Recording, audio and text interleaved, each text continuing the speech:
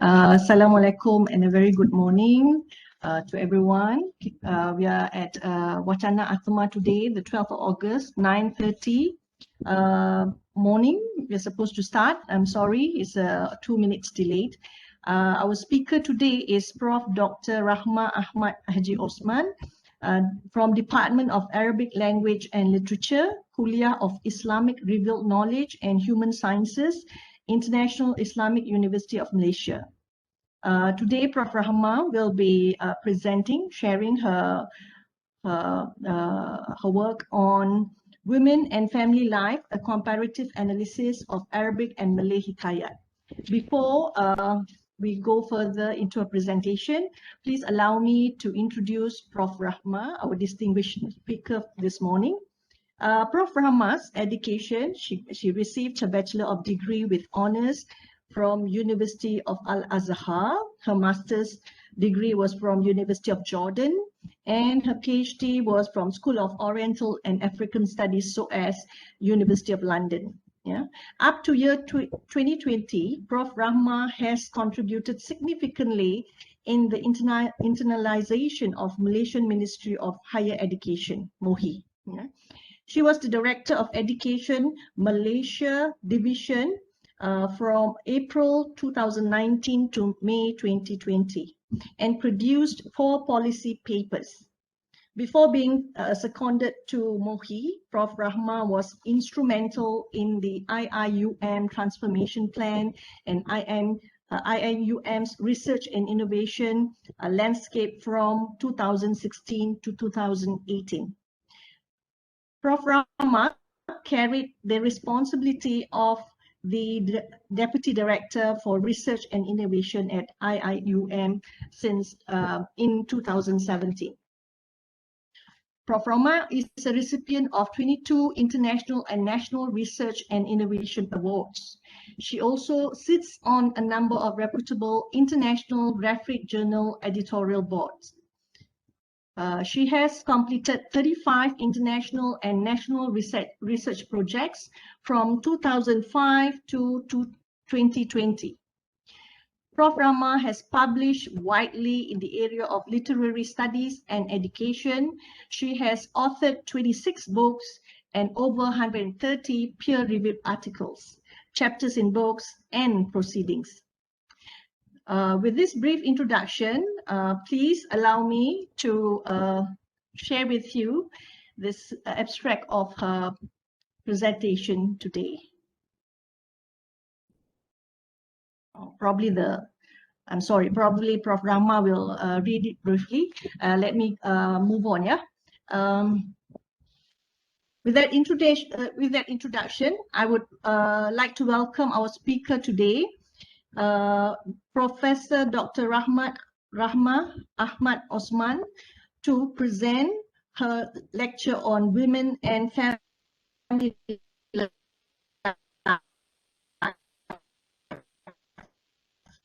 a comparative Rahma.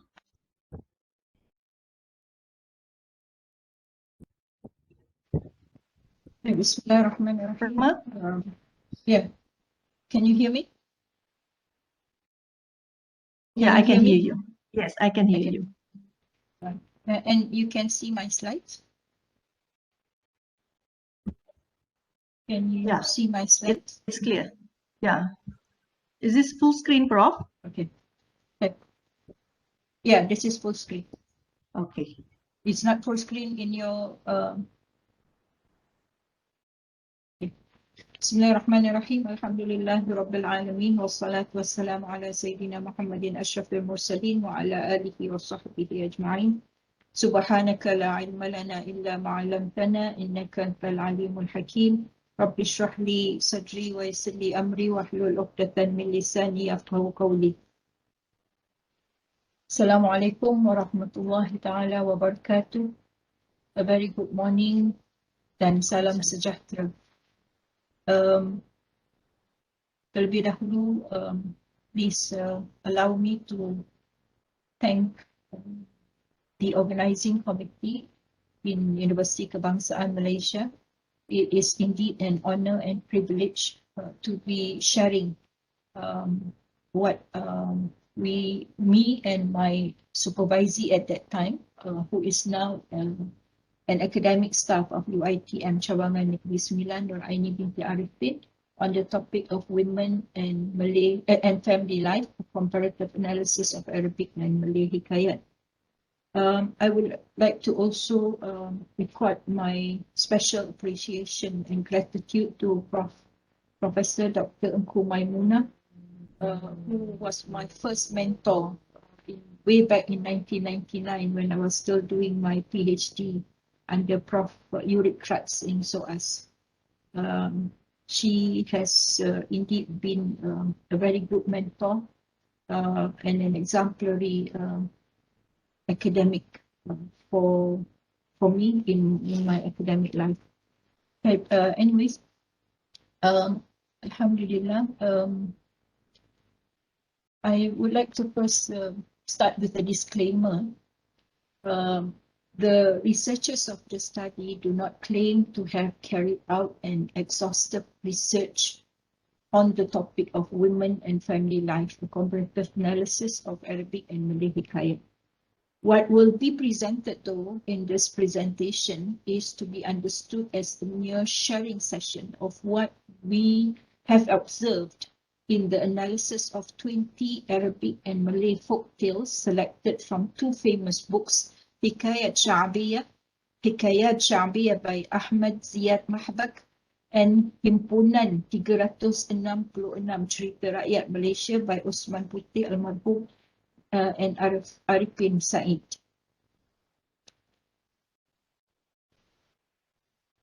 I would like to also share that the study that Nur Aini Arifin carried out as her master's thesis has been published by the International Islamic University Press under the title Al-Muqarana Bayna Surat al-Mar'a في حياتها الأسرية في الحكايتين الشعبيتين in 2018.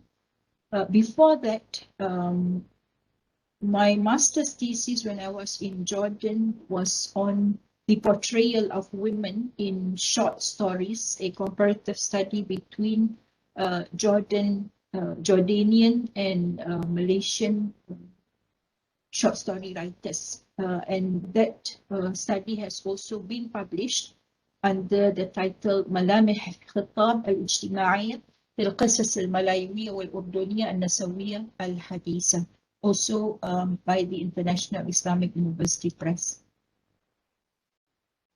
Okay, every country has a folk tale that sets it apart from others. If the English are famous for Robin Hood and Jack and the Beanstalk, for instance, the Malays have stories like Hang Tuah and Raja Bersiung that they received from their forefathers. Arabs, for example, have their own unique and well-known stories such as Johar. However, we believe that one people's folk tale may be identical to another's, such as the Arabic story of Al-Qir wal-Ghilaim and the Malay story of Monyet dan Kura-Kura, and the Malay story of Bawang Putih, Bawang Merah is also comparable to Cinderella. Folk tales offer individuals valuable lessons and pearls of wisdom through depicting people's cultures, traditions, and customs, as well as their daily lives. As a result, it is not surprising that there are so many folk tales about women's lives, both happy and unhappy. These stories depict the significant roles that women play in the homes and societies. Women play a variety of roles in their families, whether as a mother, wife, or daughter, in the educational context as a teacher or lecturer, or the cultural context as a critic or poet. These posts prompted many poets and authors to depict women in their works. Women images are also treated extensively in oral, poetry, proverbs, short stories, and folk tales. As a result, we this paper or this research, this presentation will be investigating and sharing some of what we have found when we were carrying out our research on women in the Arabic and Malay folk tales.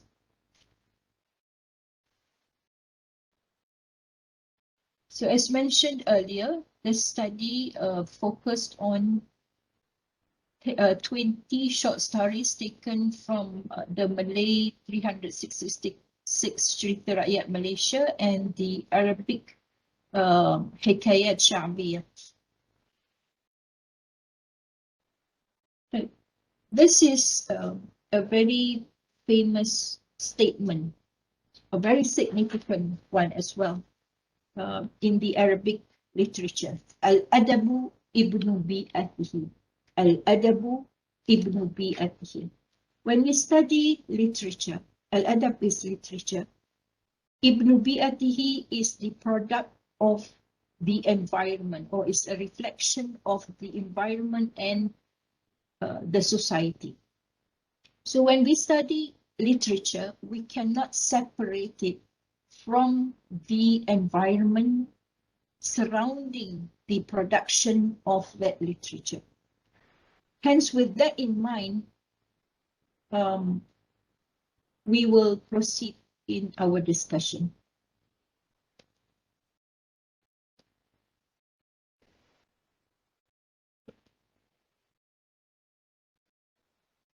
The concept of al-hikayat, folk tales, is a derivative of the trilateral root verb haka, which means to transmit or to narrate. The word al-hikayat was not used in the same meaning of qissa, which is story, short story, told for the benefit of entertainment until the 14th century, specifically after the famous book entitled Alf Layla wa Layla was made known and famous as Hikayat, which were unpublished narrations transmitted verbally by and from others, recounting specific occurrences or incidences which at times are historical in nature with supernatural or fantasy elements found in them. The term al-hikayah al-sha'biyah is defined as a story that is woven by the popular imagination about an important event in which this qissa story is enjoyed by the people, especially by narrating and listening to it to the extent that it is transmitted from generation to generation through oral narration. Some of the characteristic features of Hikayat in the Arab world are: it has an unknown author, unlike a written story that has a known author, and it is passed down orally through generations.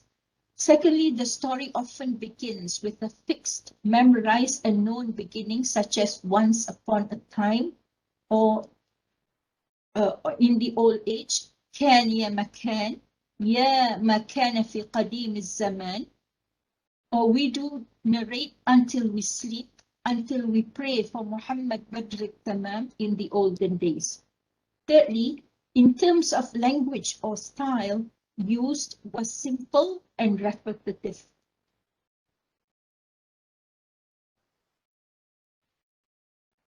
Whereas the characteristic features of Hikayat in the Malay world, among others, most of the Hikayat in the Malay world is orally transmitted. One of the characteristics of Hikayat in the Malay world shares its Arabic counterpart in the Malay world, which is an unknown with an unknown author. The linguistic style shares a similar distinctive linguistic style, which is noted as part of their characteristics in terms of language or style, which they were using was simple and repetitive words, which is similar to the Arabic. The structure of Hikayat, the sequence of events that leads to an outcome from the story, is commonly narrated in 3 stages: the pre-adventure stage, then the adventurous stage, and finally the post-adventure stage, which usually ends with a happy ending. Most Hikayat in the Malay world are narrated for specific purposes and to achieve specific goals. We come to the role of Arab and Malay Hikayat folktales in the society. Among others is for entertainment and companionship, tasleer, expanding the horizons of children, liberating their imagination and ideas, educating, introducing and exposing society to the customs and traditions of other societies and nations. The study indicates that the portrayal of women in the selected folk tales has some similarities, implying that folk tales are global. However, owing to other variables such as environmental and cultural variations and the tale teller's inclinations and preferences, there are minor variances between the two categories of stories. We come to the image of women in the Malay folk tales.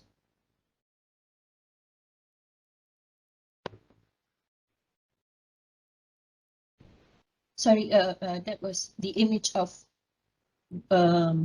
women in the Arab Hikayat. We start off with the portrayal of woman. This is a typical Arab mother.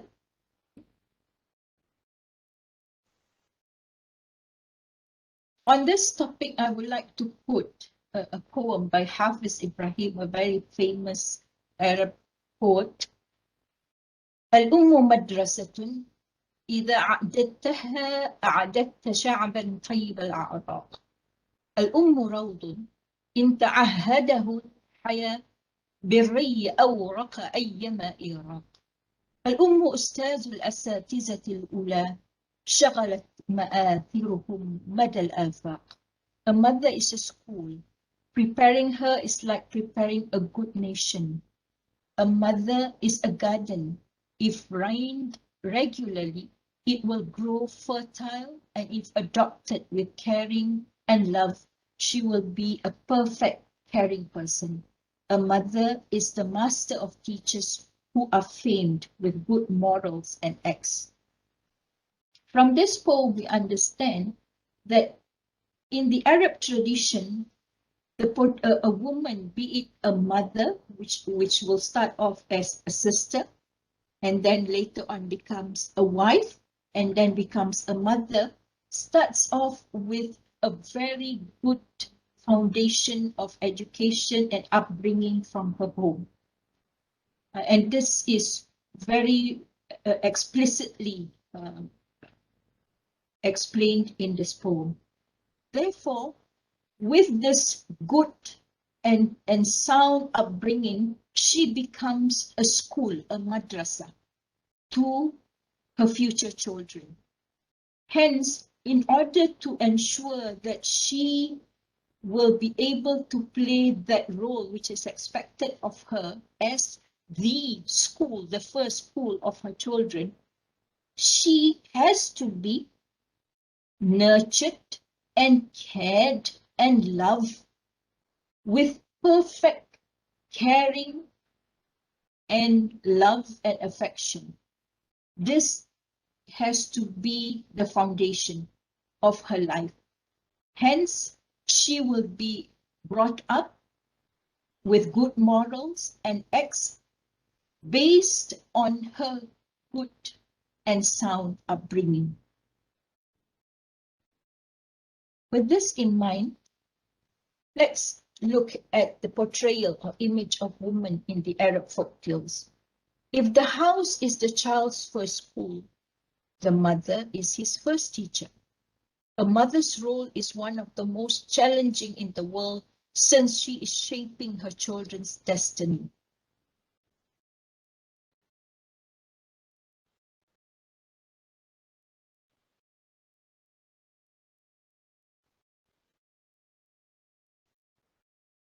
As a result, the mother has been shown in many forms by the writers in their varied works in appreciation of her noble role and sacrifice for the well-being and prosperity of her children. The mother's image in three selected Arab folk stories or folk tales, Ibn al-Harami, the son of a thief, and secondly, الذي يسرق بيضة يسرق Jamalan, who steals an egg, steals a camel, and a Sayf al-Shita, summer and winter, will be discussed here. Ibn al-Harami, the son of a thief, narrates about a mother's capacity to raise her son and prepare him for a brighter future following the death of her husband, who was a thief and left her with little to live on. The narrative depicts how, despite a life of suffering and poverty, this mother was patient and worked hard to meet her son's needs. The mother sent her son to school to learn how to read and write, while also caring for him and providing him with sound counsel. Over time, the boy's supremacy and grandeur in literature and morality enabled him to complete his schooling and succeed in life. The image of a hardworking mother with perseverance and willpower is shown in this narrative in the following statement. One of the spouses died, leaving his wife with her son. He had little to leave for his family because he was a thief. The woman had to nurture her son carefully in order to prevent him from becoming like his father, a robber. The mother's spiritual consciousness is also shown in the narrative. We see it in her teachings to the boy on morals and reminding him of Allah subhanahu wa ta'ala. As mentioned in the tale, to support her son, the mother began working as a housekeeper or servant, sent him to school, and she devoted her life to ensure his well-being, advocating and endorsing good conduct, teaching him morals such as honesty and loyalty, and reminding him of God's rewards and punishment. The second tale, entitled Alladhi Yasriq Bildah Yasriq Jamal, and he who steals an egg is viable to steal a camel, is about the phenomena of pampering children and the dangers of ignoring their upbringing.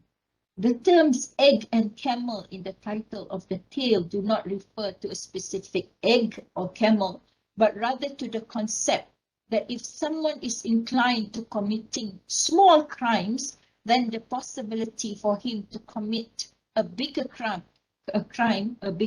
is viable. According to the tale, a poor mother had a single son who was thought to be extremely spoiled and never stopped him from doing anything until he became a robber. The child stole an egg for the first time and his mother took it without inquiry. The child then brought the chicken from the second heist and the honey pot from the third robbery to his mother. When the theft occurred again, the mother did not inquire as to where he had gone or found these items, but instead cheered and blessed him. As a result, the boy got bolder when it came to robbing houses and businesses. The son continued to do so until he attempted and failed to steal at the king's palace, at which point he was apprehended and condemned to death by hanging. His sentence was commuted at the end of the narrative, and he begged for his mother's forgiveness and blessings. The next tale is entitled As-Sayf al-Shita, Summer and Winter. In this tale, the reader takes on the roles of two mother-in-laws, the mother of the husband and the mother of the wife. In this tale, we will find two roles in the mother, which is the mother-in-law and the mother of the wife. The wife despised her mother-in-law and requested that the husband transport her to a location where she might be killed. The husband walked his mother to the woods and then abandoned her.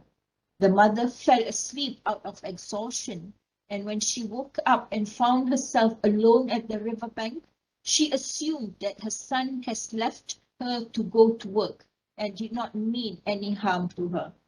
Hence, she started making her journey home.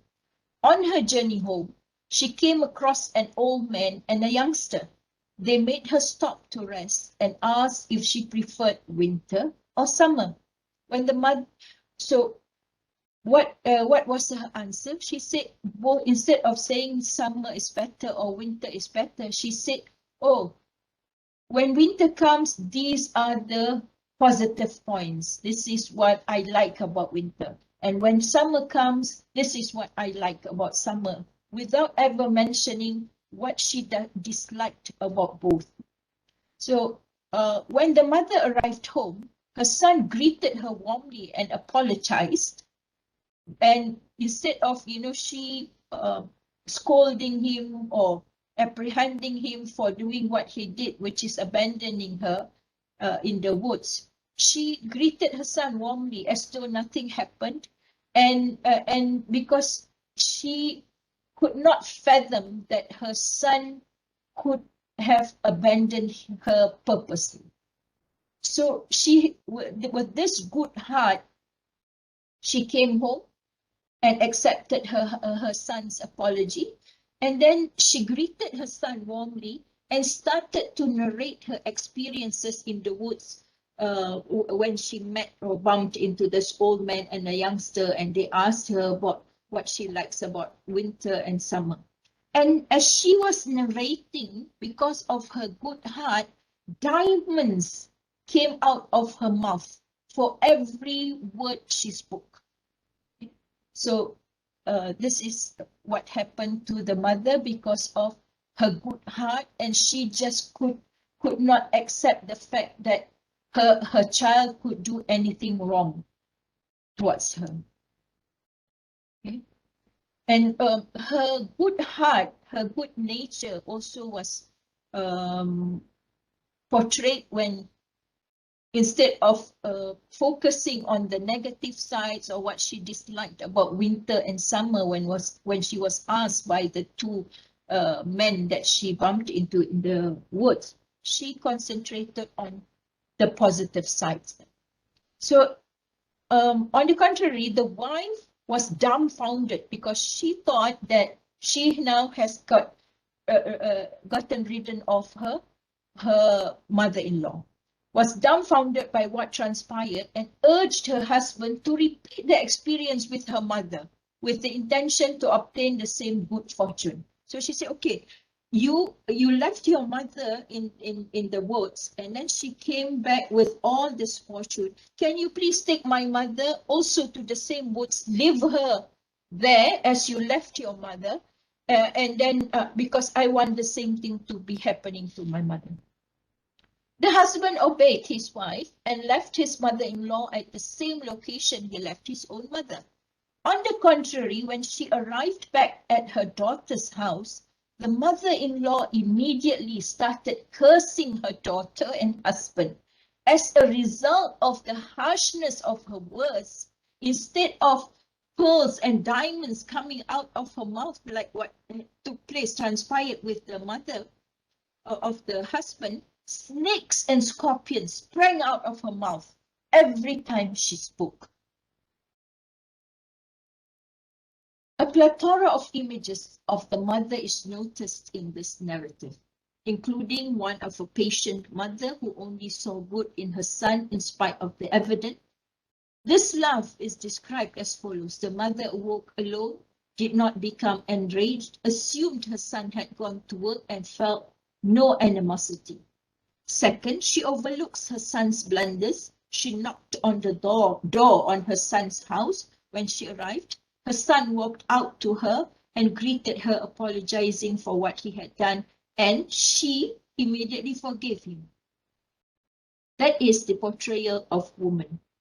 Secondly, we come to the portrayal of the wife in the Arabic folk tales.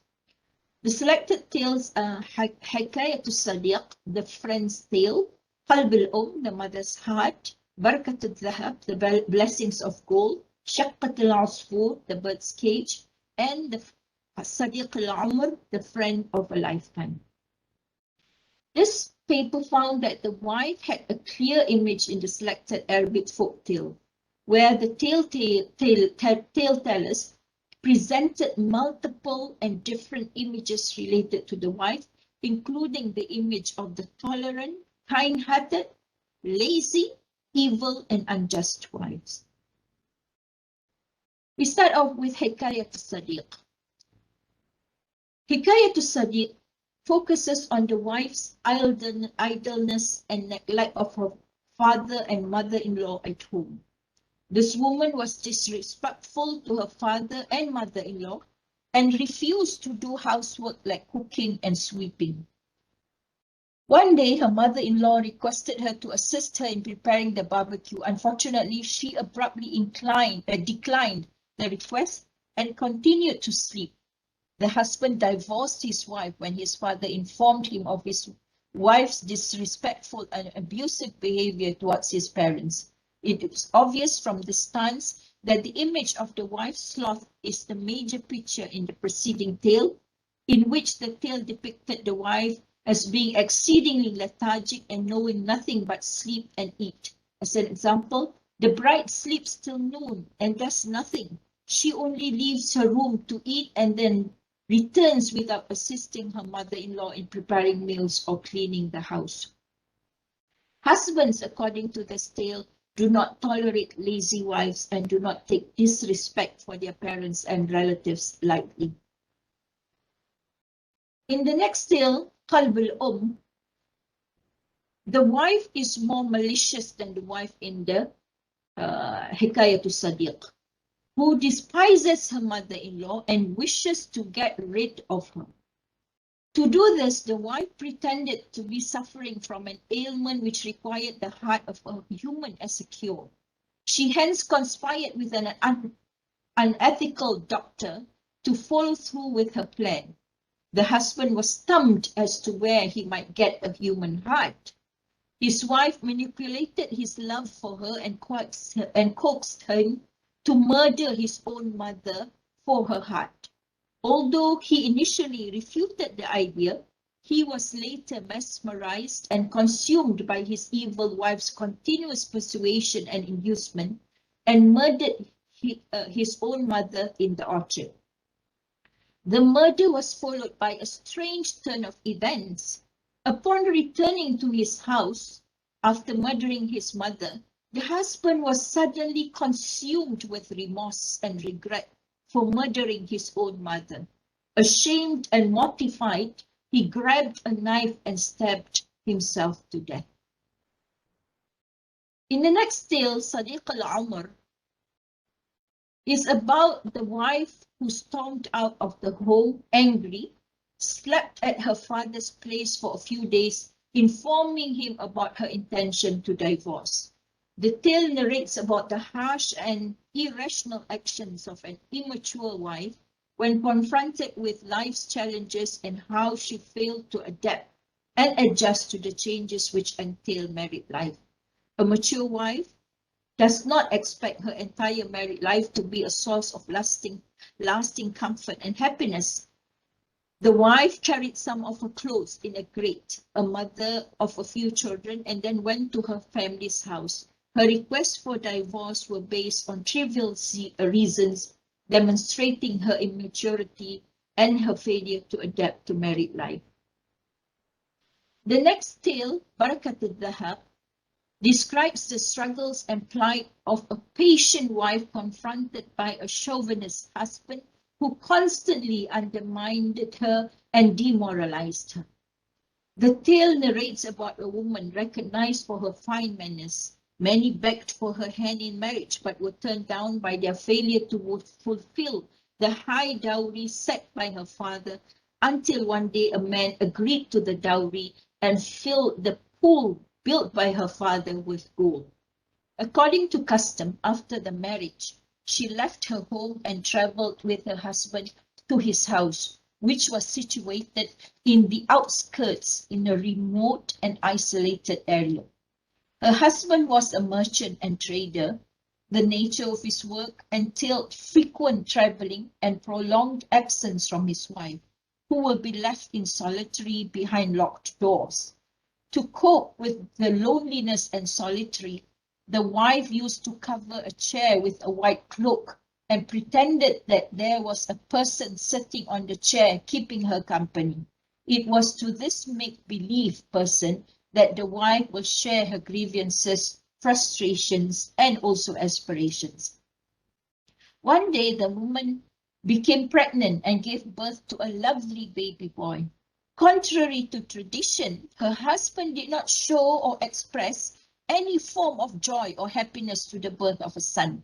In fact, he took the baby, passed it on to his servant, and ordered the servant to kill the baby and cook his wife and him a meal out of the baby. This preposterous occurrence continued and was repeated with the birth of each of his two other sons.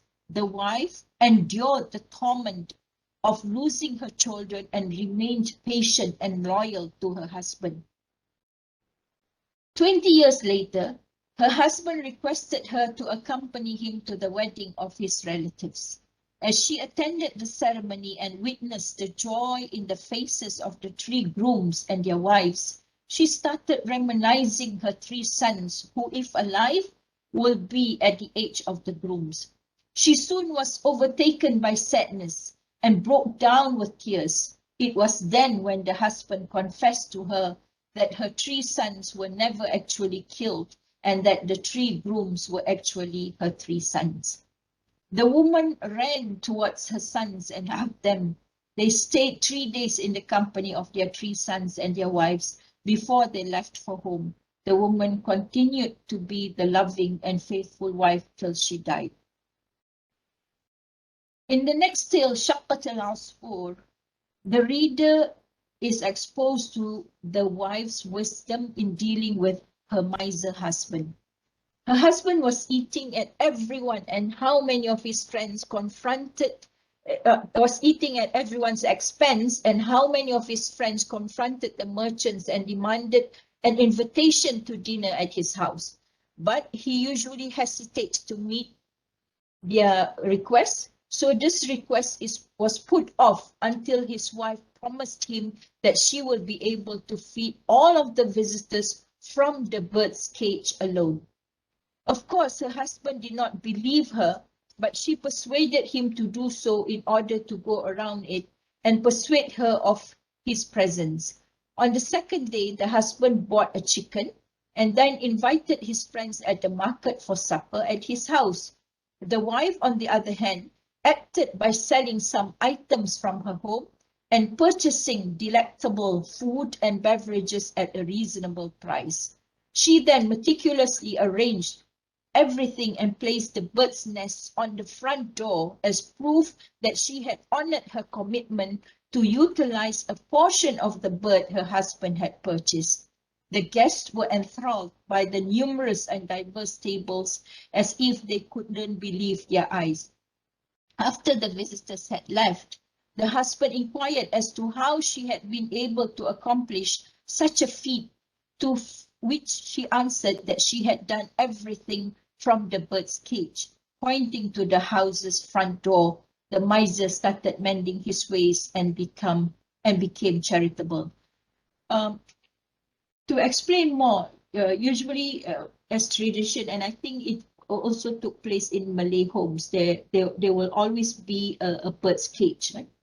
But in the Arab tradition, usually on top of their roof, and their roofs are not like our roofs.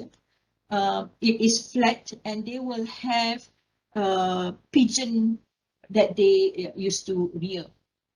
So when in the story, when it's about how the wife, because the husband is a miser, managed to use whatever that they had at home to save her husband's face in front of his friends, and without him realizing that he was spending any money. Next is the portrayal of the sister. The older sister, especially in the absence of the mother, is one of the family's pillars since she bears the primary duty at home.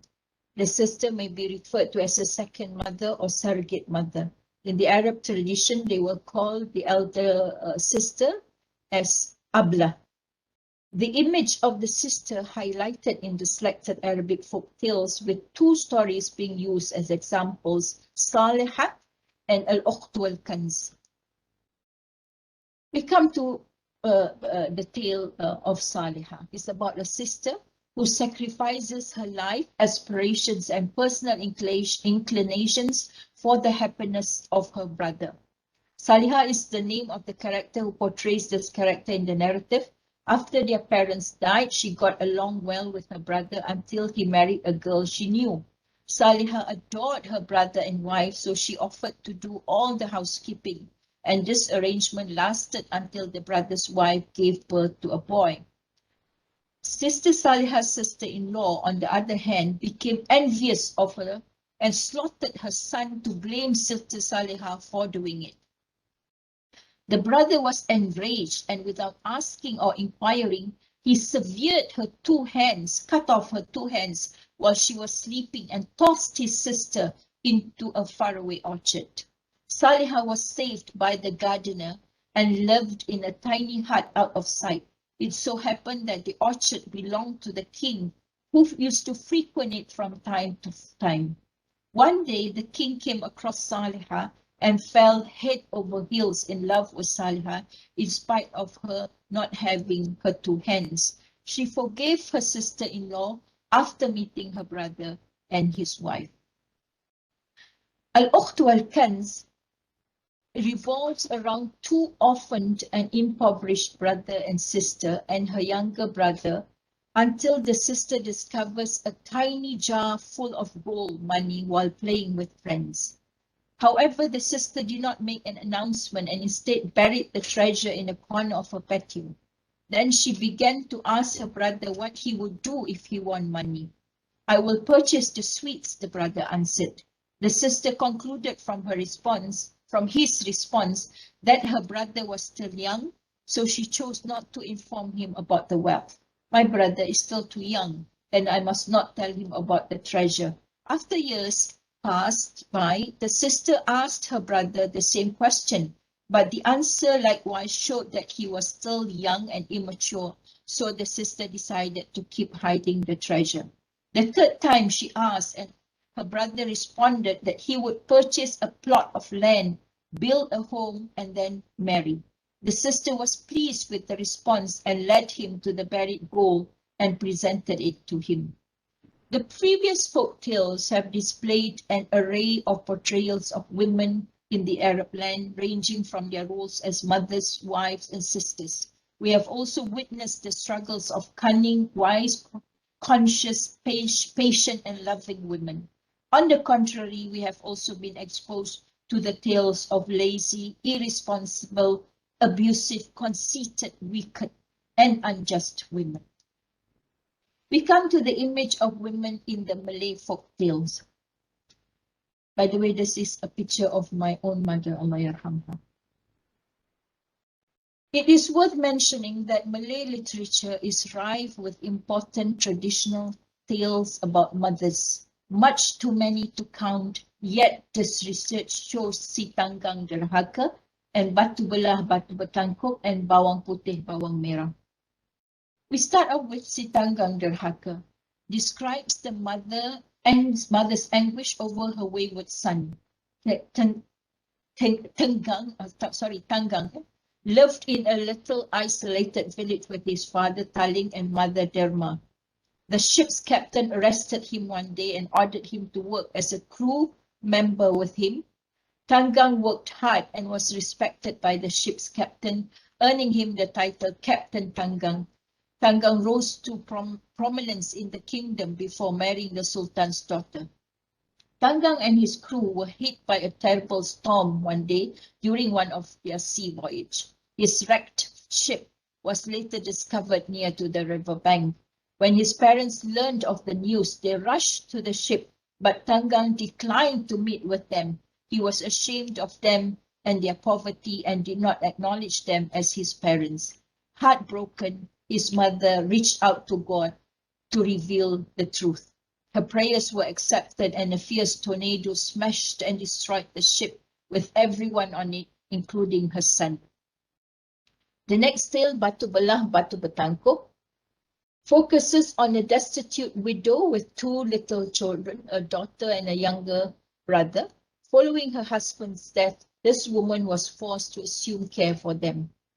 The mother discovered a mud bouncy fish among her eggs one day, and after frying the fish, she requested her daughter to feed her younger brother. The mother needed to leave the house to conduct some work. Before she departed, she urged her daughter to save some of these eggs for her when she came home. After her brother had finished his eggs, the sister was afraid that he would demand more, and the remainder of the eggs were the mother's portion. So she hid it from her brother. But her brother was unsatisfied with his share, and the brother began to cry and pleaded with his sister to give him more eggs. Frustrated with his cries and tantrums, the sister gave in to the brother and handed him the mother's share of the eggs, and there was nothing left of the eggs for the mother. The mother returned home a while later, exhausted and famished. Upon discovering what had happened, the mother collapsed out of exhaustion and hunger. When she regained consciousness, she ran out of her house in anger and frustration. Overwhelmed with emotions, she burst out of the house, heading towards an enchanted rock. Hearing her cries, the enchanted rock opened up and swallowed the mother, leaving her two orphan children in disarray. Bawang Putih and Bawang Merah, on the other hand, mimic Cinderella's English tale with a slight twist.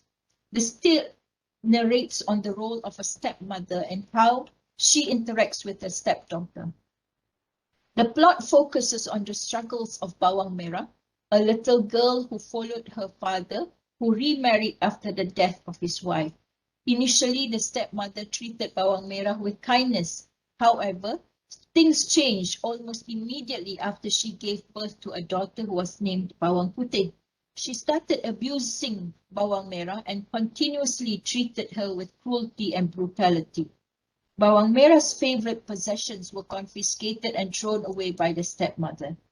Bawang Merah was a victim of continuous discrimination and cruelty by both the stepmother and her daughter. Her father, consumed by his business and trade, was oblivious to the occurrences in his own home. Furthermore, the deceitful stepmother succeeded in disguising her evil true self in the presence of her husband. Bawang Merah continued to persevere her harsh life until one day when she was discovered and later rescued by a prince who later wedded her. The portrayal of a wife. A wife, as we know, is a significant figure in a man's life. A wife may be a close friend to her husband and an adversary at the same time. Given this, there are several representations of the wife in the Malay folk stories. This research discovers that the image of a woman as a wife differs from her image as a mother or sister as narrated. This research will discuss the picture of the image of the wife in Malay folk tales for this purpose. The following Malay folk stories were chosen by the researchers: Untung Tidak Bertuah, Batu Dara, Bismillah, and Isteri Yang Bijaksana. We start off with Untung Tidak Bertuah, which tells the tale of a destitute couple whose lives have changed from poverty to richness when he set free a massive Grammy fish. The fish transformed the husband's modest cottage into a huge and exquisite villa, and the husband became king. However, the wife was unsatisfied and begged her husband to request the fish to make her a deity. This preposterous and absurd yearning enraged the fish, and the graces bestowed upon it were destroyed. The tale narrates on the character of an avaricious woman who was unthankful to Allah's blessings and continued to covet more and more.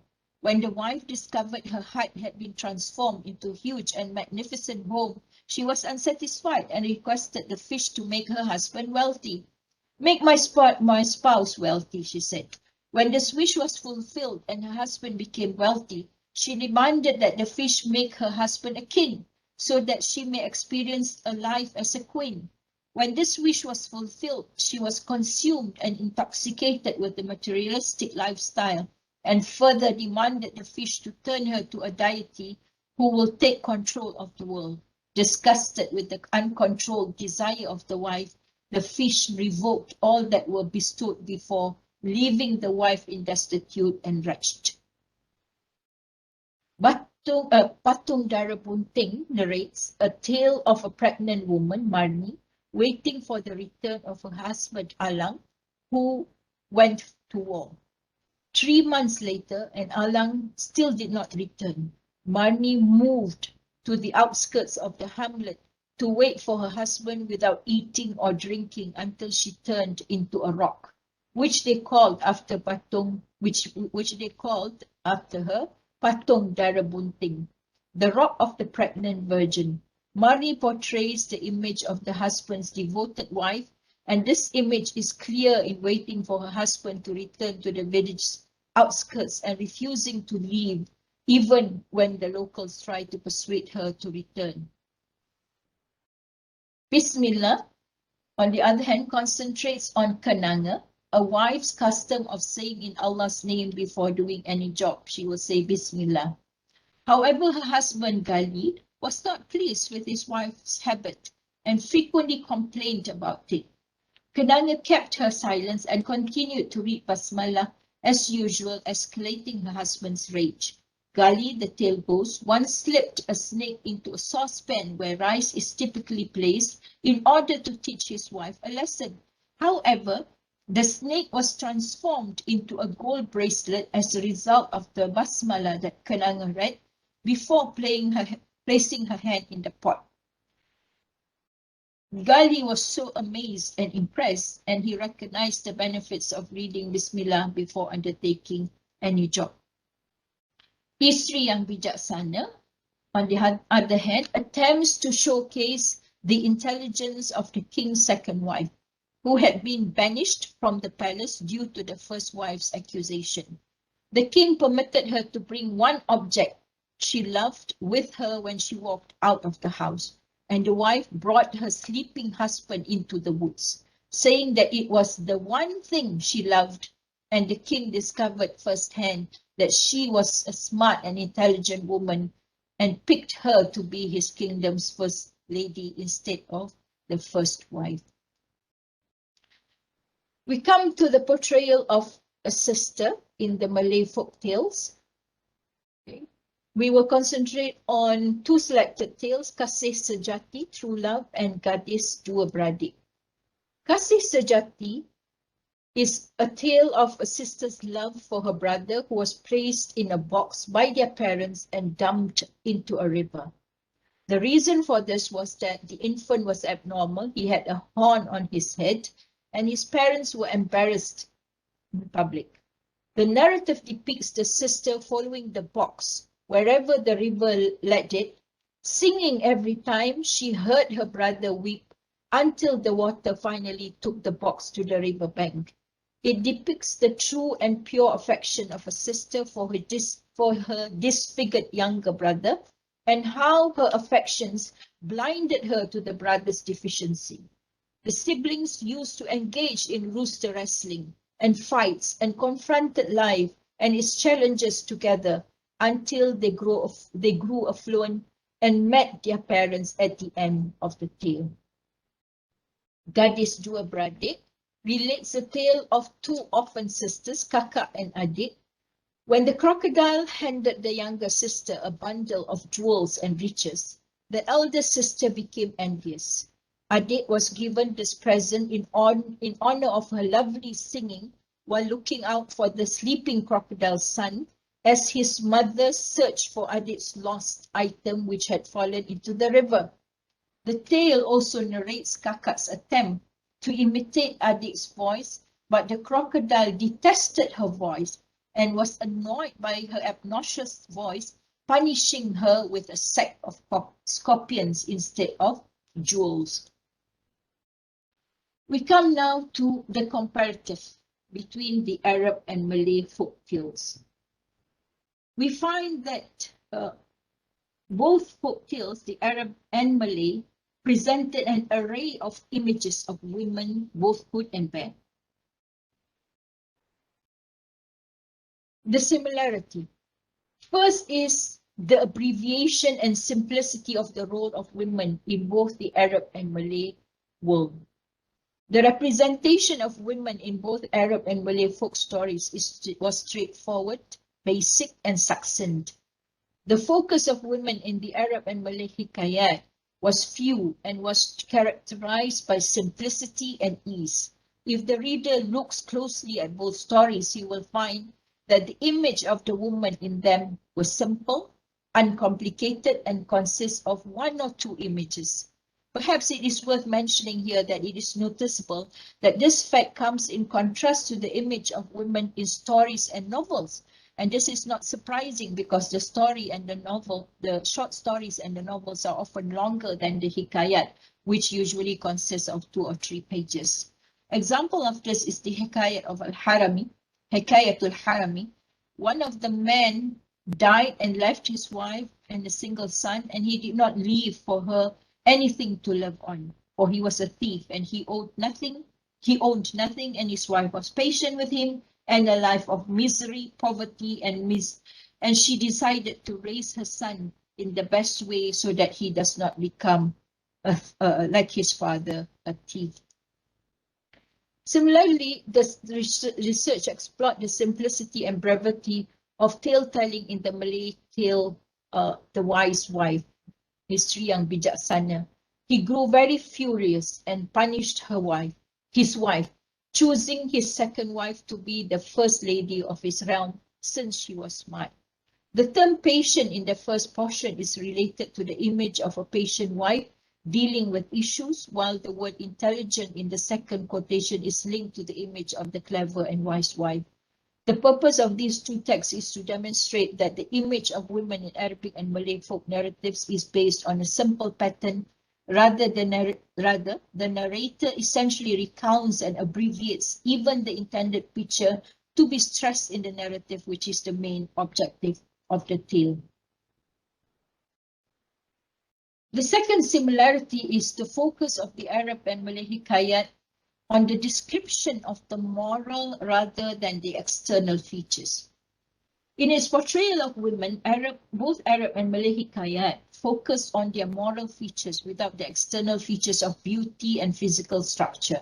It was observed that the narrator steered away from describing the external features of women, and perhaps the reason for this matter, in the researcher's opinion, is the respect and dignity felt and held by the narrators and society to mothers and wives and sisters.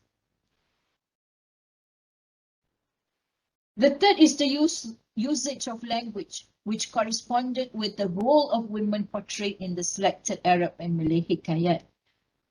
The Arab and Malay narrators portrayed the woman using ordinary everyday language, words and terms in her conversation with others. In most of the previous Hikayat, the mother, wife or sister worked in the rural and agricultural work. It was the environment that called for the use of the simple local dialect on the woman's tongue, so that this dialect fits the picture painted by the narrator. Another similarity is the image of women's loyalty in both the Arab and Malay Hikayat and their intelligence. The similarity also lies in the way they are loyal to those they are responsible for in their lives, husband or brother. It goes without saying that loyalty is one of the distinguished and exceptional qualities associated with women in their dealings and relationship. There are two stories that show the wife's loyalty to her husband. The first is the Barakat al-Dhahab, and the second is the Malay Hikayat, The Rock of the Pregnant Virgin or Batu Dara Bunting. Example of this was a wife who solved her problem in a way that does not cause any problem between the spouses, and the wife preserves the dignity of her husband at the same time. In the second story, the reader finds the wife's attempt to drop the accusation against her through the following method. Raja menghalau isterinya itu dari istana. Baginda mengizinkannya membawa satu perkara yang disukainya keluar. Ketika raja sedang tidur, isterinya membungkus baginda dengan kain dan tikar. Isteri baginda pun keluar dari istana dengan memikul beban itu. Di pintu istana, dia dilepaskan keluar kerana tidak melanggar syarat yang telah ditentukan. Akhirnya raja sedar dan hairan kerana berada di tengah hutan. Kekandalah perkara yang adinda sukai, yang adinda bawa bersama. kata isteri raja.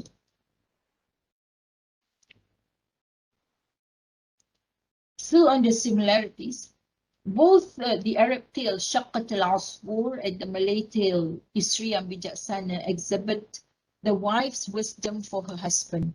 The resemblance between the two portrayals resides in the position of the women in dealing with their husband's problems appropriately.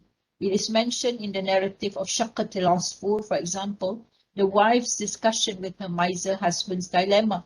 The woman in the Malay tale probably exhibits the wisdom and cunningness of the second wife, who managed to subtly address the various conflicts that would have ruined her marital life. The fifth similarity is both Arab and Malay tales depict images of devoted, intellectual, and beautiful women. Malay and Arabic women interact in the same way with people they live with, whether they are spouses, children, or brothers. It has been discovered that women's loyalty and is a significant trait utilized in their interactions with their husbands, siblings, and relatives. And this we witness in the Barakat al-Dhahab and the tale of the rock of the pregnant virgin. Okay. The sixth similarity is that both Malay and Arab narrators were similar in how they depicted the image of the sister in their narrations, giving her the image of the nice and kind sister in her dealings with her brother. The good heart of the sister in the Arab tale of sister Al-Ukht wal-Kanz, who did not take the treasure she found but instead preserved it for her brother's future.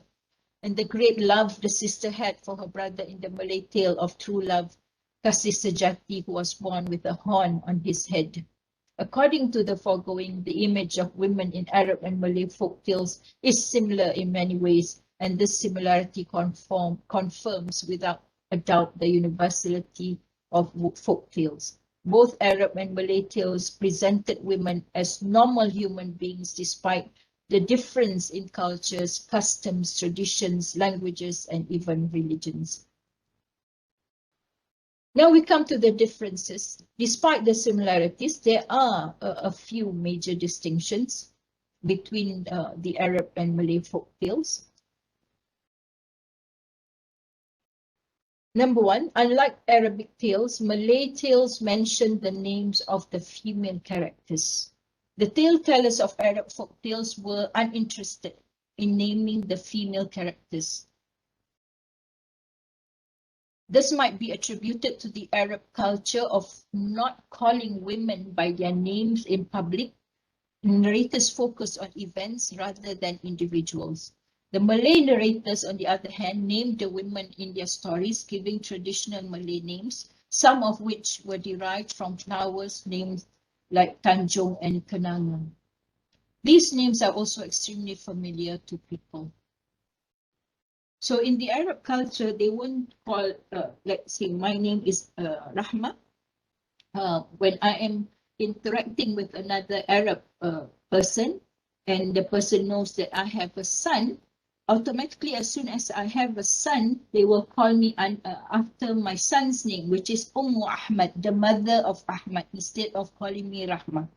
So that is why you will never see them until now. This is a known tradition that they prefer to not mention the names of women being the mother or the sister or the wife. Okay, well, and their usage is undeniably suitable given the nature of folk tales, which portray people's traditions and ways of life. Secondly, there is a significant contrast in the depictions of women in the two stories of where we find the relationship between the wife and her mother-in-law. On the other hand, Malay wives were depicted as materialistic and obsessed with wealth and gold. For example, all of the Arab stories, Summer and Winter, The Friend and the Mother's Heart, Asif Washita, Sadiq al-Umar, Qalb al-Um, depicted a harsh relationship between daughters and mother-in-laws. Perhaps the explanation is related to the nature of social life in that region, where daughters and mother-in-laws live in the same house, but each had their own style of dealing with household issues and relating with one another, which could have led to misunderstanding, disputes, and jealousy. In Malay traditional tales, on the other hand, gold became the major concern of the wife. The research discovered 3 stories illustrating the above, which is the arrogant wife, the golden necklace, and the unlucky winner. The third is the difference in the presence of external factors that help in drawing the image of women in the events of the 2 tales. The presence of external elements in the image of women, as the narrators in Malay literature used animals in the process of forming the image, while the researcher in Arab folk tales did not find any use of external elements in depicting women. The gramophone depicted them directly without the use of animals or plants. An example was cited from the Hikayat, the 2 sisters, Gadis Dua Beradik, where the crocodile was given the finest jewels and much gold, where the crocodile gave the sister the finest jewelry and gold, which in turn led to Kakak's jealousy, so she imitated what her little sister had done to get the same gift. To conclude, folk tales are one of the most significant sources of cultural heritage, and they are analogous to our modern-day hard disk.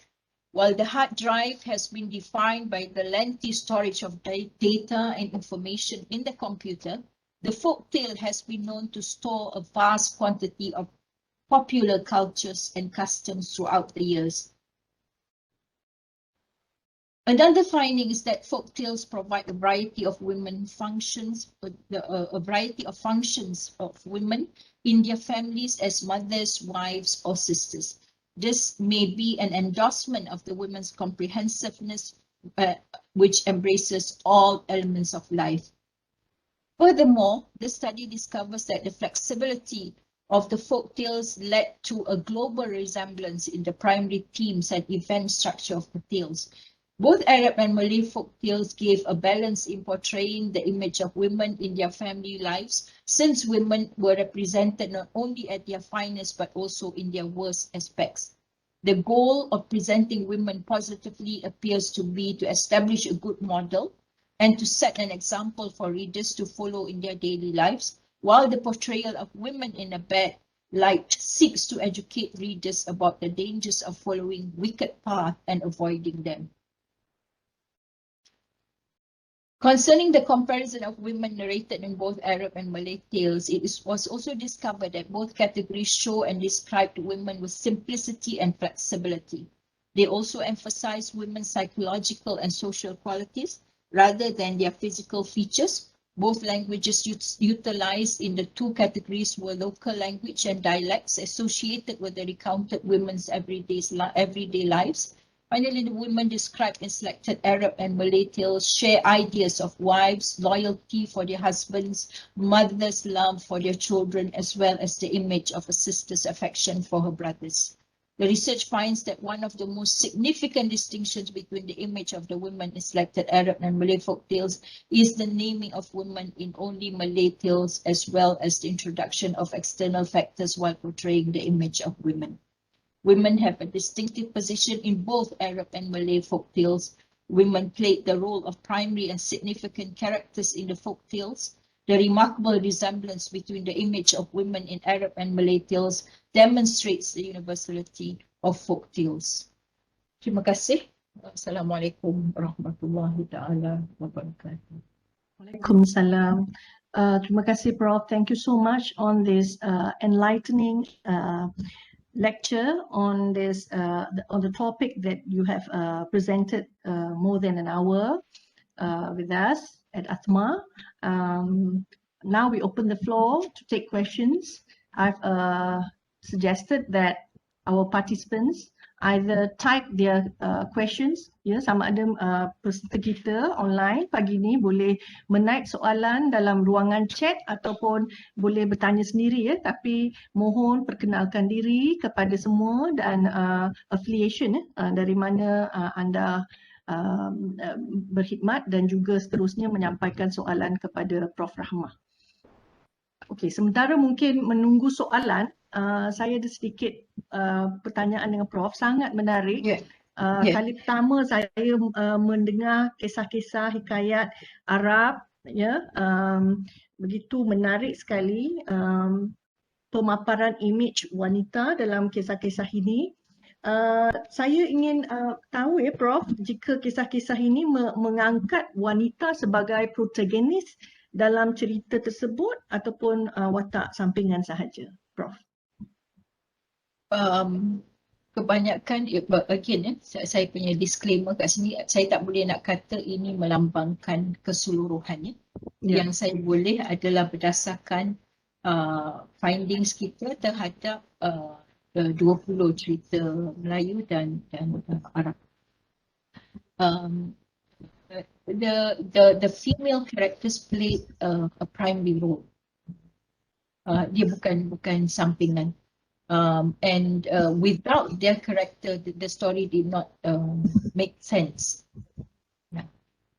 So bukannya, and because in the Arab culture, although sampai sekarang kita akan tengok there is a tradition, kalau especially dekat macam kampung-kampung, sebab masih lagi di negara Arab ada kampungnya ialah is real kampung where in spite of all the developments that has taken place in this world, people you see women still are being very simple.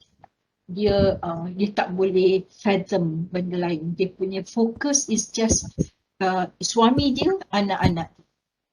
Dia tak nak tahu benda lain. Dia punya kehidupan is just that, and they are contented with that. So and although dia macam simple minded and all, kalau dia tidak ada dalam rumah tu tak berfungsi. Because dan dia tahu mungkin suami dia ada affairs dan ada macam-macam hanky-panky kat belakang, but dia macam satu perjanjian kalau dia buat pada diri dia sendiri first, and then her family. Bila dia kahwin, ini adalah secret kehidupan dia tidak akan share dengan family dia, dan she will deal with her life the way she thinks fit. And dia akan sacrifice segala lah, her whole life for that mission. So this was clearly depicted in many of the short stories. In fact, not just that we shared in our study, but sampai sekarang that will still be seen as a distinctive feature of Arab women. Okey, terima kasih Prof atas penerangan tersebut. Tapi saya ada satu soalan lanjutan kepada apa yang Prof terangkan tadi. Prof menerangkan bahawa watak wanita ini, wanita-wanita Arab ya. Maaf saya banyak bertanya tentang Arab kerana this is my first exposure to the Malay Arab literature. It's very interesting to me. Prof menyatakan dunia mereka hanyalah rumah ya, dalam rumah. Kehidupan yang simple, tapi pada masa yang sama mereka juga adalah memainkan peranan sebagai institusi pendidikan kepada the offspring, the next generation. So how is this possible? Because peranan itu sebagai institusi pendidikan itu juga adalah suatu yang di-handed down daripada ibu mereka kepada mereka, dan seterusnya mereka harus melaksanakan peranan tersebut kepada anak-anak mereka. So how are they enriched with this knowledge of moral values and of that sort yang ditekankan kepada wanita dalam budaya Arab ini, Prof? Okay, kita satu tadi I started off my sharing session with Al-Adabu Ibn Bi'aki. Literature is a reflection of the surroundings. So what I just shared just now was the portrayal of women, uneducated or mothers or whatever, or less educated. Let me not say uneducated, less educated, because what we understand as educated may differ to another civilization. So walaupun ibu itu tadi mungkin dia tak pergi universiti apa semua, tapi pendidikan Islam and if that is already apa tu diterapkan dalam kehidupan dia, dan dia tidak akan terombang-ambing seperti hadis Rasulullah SAW, fasfar bidhati din tarabat siyadak. Kalau nak cari isteri, pilih yang ada agama, then you can just swipe your hands like this because the other problems will be trivial. So ada perbezaan ya, Prof. Afifah.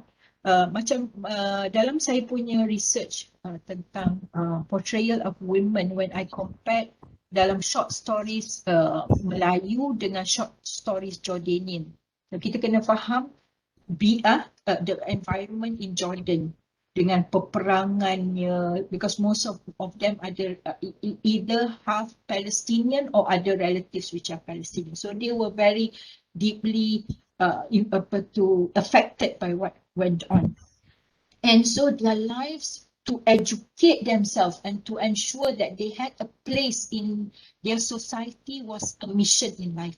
So walau masa tu tak ada universiti, mereka terpaksa pergi ke Beirut ya untuk belajar, untuk masuk universiti dan sebagainya, dan they were very patriotic. They made sure that anak-anak dia juga diterapkan cinta kepada negara, faham sejarahnya. That was a clear features that I found in almost all the short stories that I chose to study from amongst the Jordanian. Dalam masa yang sama, tahun yang sama tu ya, saya tak ingat daripada 1965 sampai tahun berapa, saya tak ingat saya buat kajian itu. Kalau kita bandingkan dengan perwatakan perempuan yang digambarkan oleh penulis Melayu pada masa itu, penulis Melayu kita isteri pasal yang tadilah, pasal emas, pasalnya dia tak ada pasal heavy topics tu, macam mana the role they played to make sure that their children understand what was going on, to educate them, macam tadi umum madrasah, how she brings herself put forth herself, itu yang akan macam kita lah kan, kita selalu macam mana kita jadi mak, kita ingat macam mana mak kita. So that was a distinct feature. Jadi education is definitely an important factor, and although mungkin dalam Arab tradition yang tak berpelajaran, dia make sure anak-anak dia pergi sekolah. Okay? Dia make sure anak-anak dia pergi sekolah, dia akan hantar anak dia. Dan memang sampai sekarang kalau cikgu tu komplain pasal anak, ya, mak dia yang belasah dulu. Anak bukan macam yang berlaku sekarang lah, pergi sue the teacher dan sebagainya. That is still a tradition, a distinct feature in the Arab world. Terima kasih Prof. Saya nampak ni tak ada soalan, tapi saya akan tanya lagi satu soalan dengan Prof kerana sangat menarik ya bagi saya perkongsian Prof pagi ini dari segi cerita peranan ibu ya, cerita-cerita ibu, kisah-kisah ibu dalam cerita Melayu kita ini. Saya nampak ya, ibu itu walaupun marah macam mana, kesal macam mana, dia tidak akan curse the children. Ya, tidak curse. Macam si Tenggang itu, ibunya berdoa, dia minta kalau kebenaran ditunjukkan, bukan dia curse anak ni jadi batu. Itu ya Prof. Mungkin ada kaitan dengan budaya kita juga kerana kita percaya bahawa kata-kata ibu itu adalah doa ya Prof. Mungkin Prof boleh explain lagi tentang perkara itu. Ini juga is something shared. Apa tu, macam Melayu kita percaya tentang mulut masin, ibu, dan tangan, air tangan ibu, itu sama dalam tradisi Arab.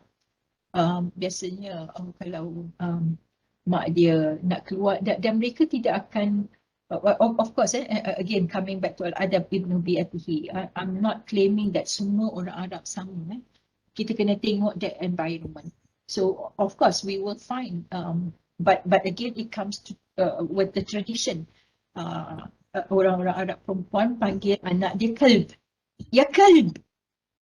Kalb tu anjing. Tetapi itu adalah manja. In that tradition, dekat satu environment manusia, satu kelompok masyarakat yang memandang bila dipanggil dia nak manja dan panggil ya kalb. Sebab mungkin anjing tu is tamed and dia orang sayang anjing. We cannot fathom that because our culture is totally different. So dia bukan memaki anak dia, but that is how.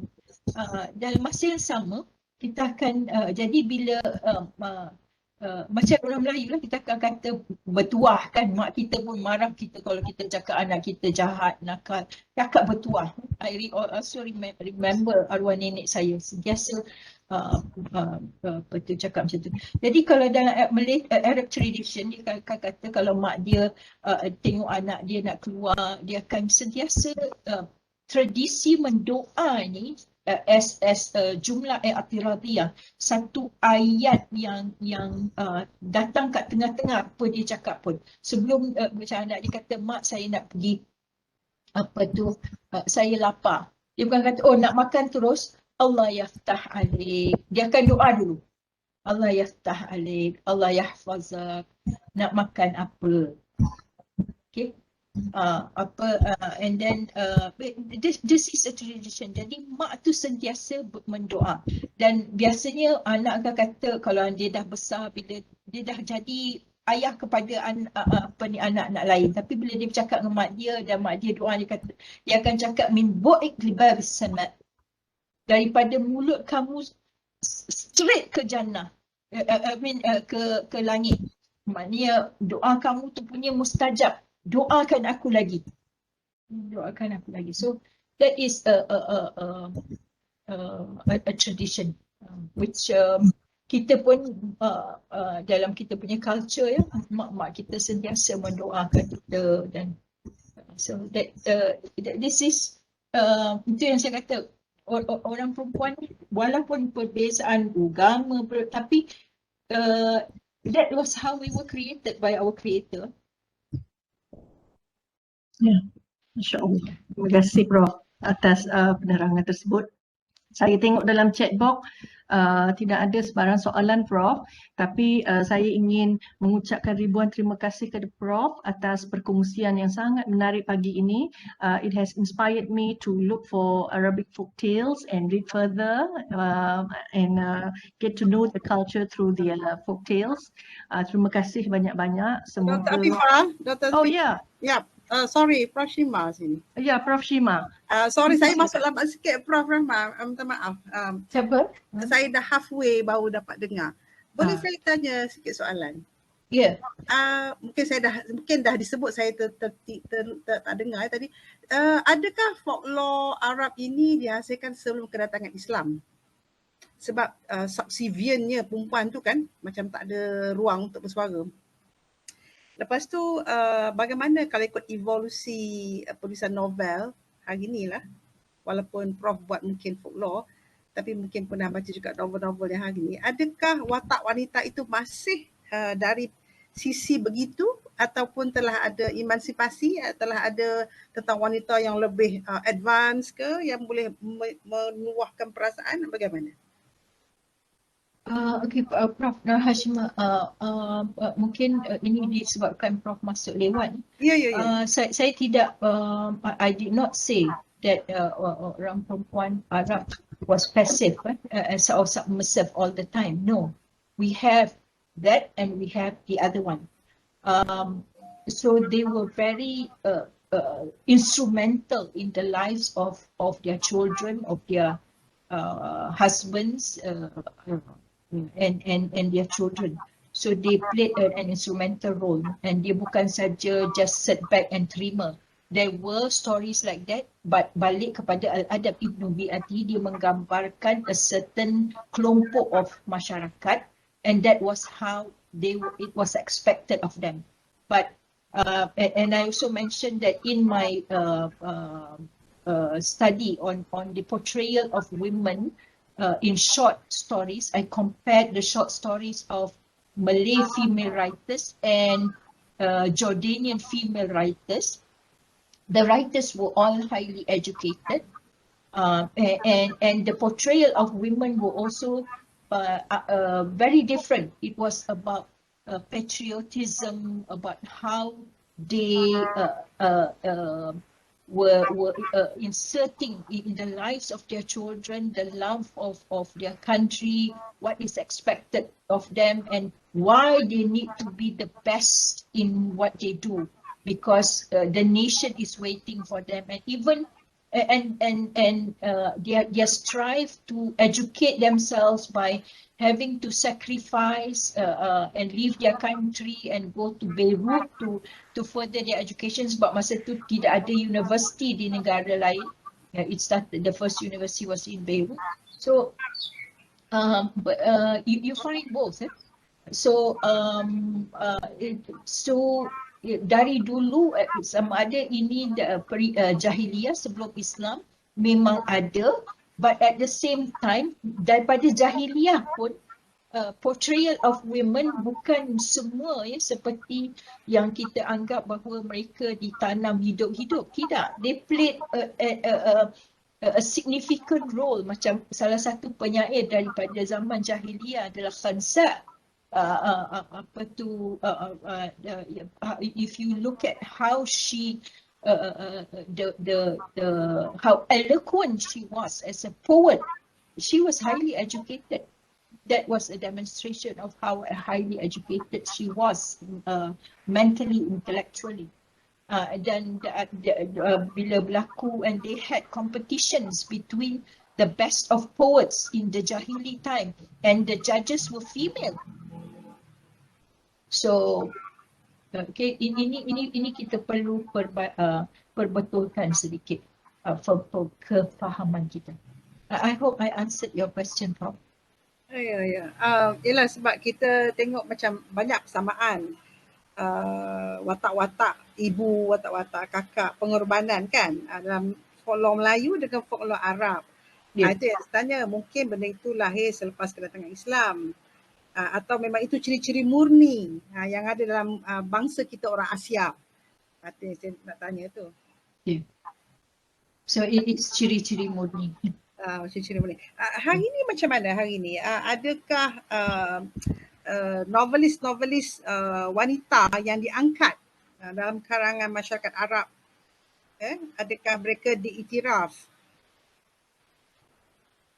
Yes, they are highly recognized. They are highly recognized and respected figures, celebrated figures in their society.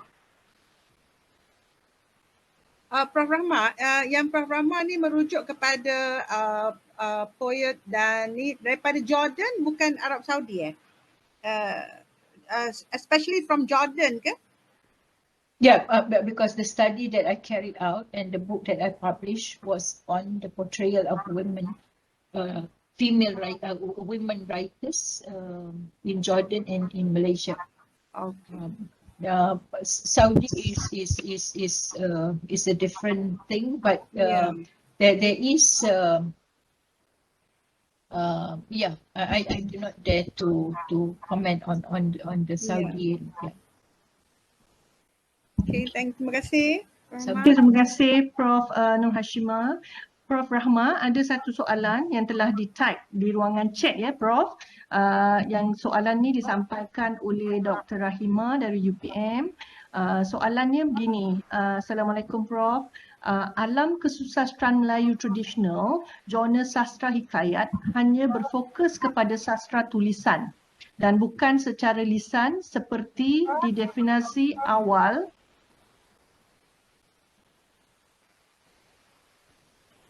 yang Prof nyatakan. Ini antara kriteria asas yang membezakan sastra lisan, oral literature dan sastra hikayat atau Malay hikayat literature. Apakah pendapat Prof?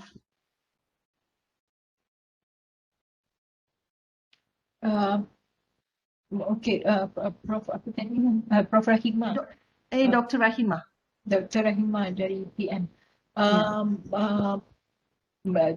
Then I stand to be rectified because yang saya baca adalah the word hikayat itself means is transmission of from word mouth to mouth, and that was also the tradition in the Malay literature. But if you are saying otherwise, then I stand to be corrected. I need to do more reading on that. But as I said, I based my findings on what was written by Dr. Ismail Hamid tentang hikayat and also the 366 himpunan hikayat Melayu. So thank you for correcting me. I stand to be educated and rectified. Inshallah, I will look into it more and Ya, baik Prof. Terima kasih atas respon tersebut.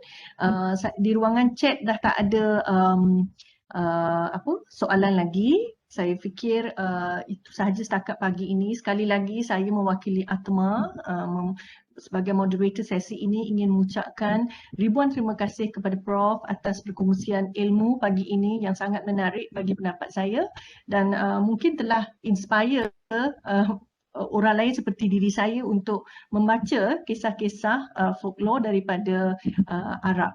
Sekian, terima kasih. Assalamualaikum warahmatullahi wabarakatuh. Saya serahkan kepada pihak ATMA.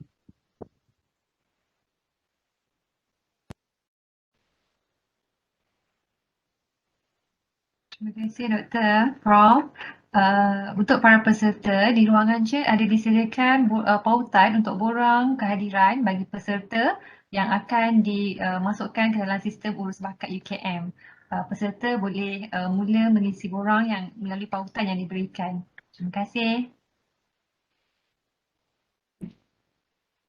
terima kasih banyak kepada ATMA dan Dr. Nur Afifah sebagai moderator tadi yang sudi to moderate sesi ini, dan sekali lagi saya mengucapkan beribuan berjutaan terima kasih kepada Prof. Engku Maimunah yang telah menghubungi saya dan memberikan saya kesempatan untuk berkongsi. Saya tidak ada ilmu, ini setakat apa yang Allah SWT benarkan saya ingat dan tahu.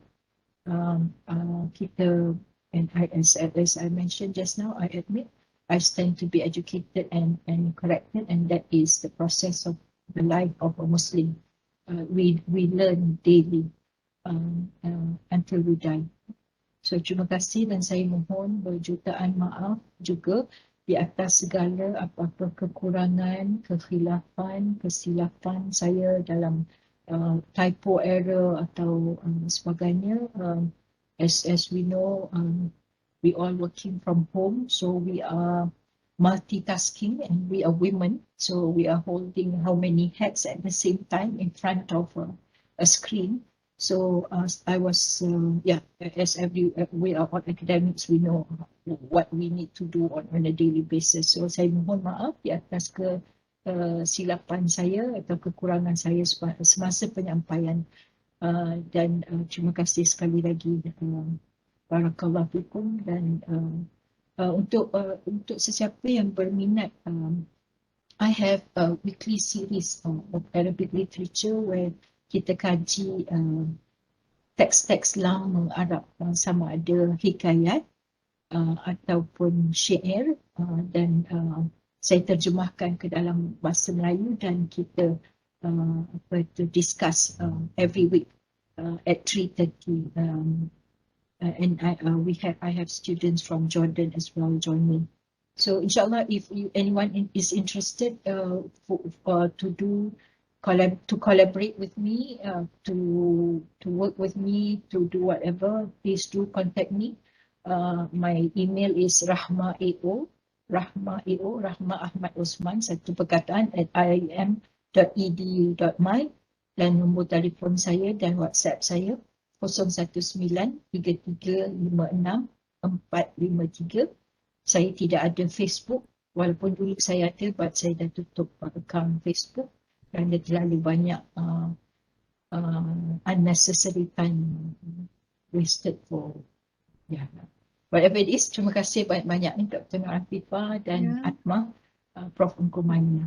Terima kasih Prof. Mungkin Prof boleh type alamat email Prof di chat box tu ya, so mudah untuk mereka ataupun they can, I think, easily find you at IIUM punya website ya. Okay, I will do that.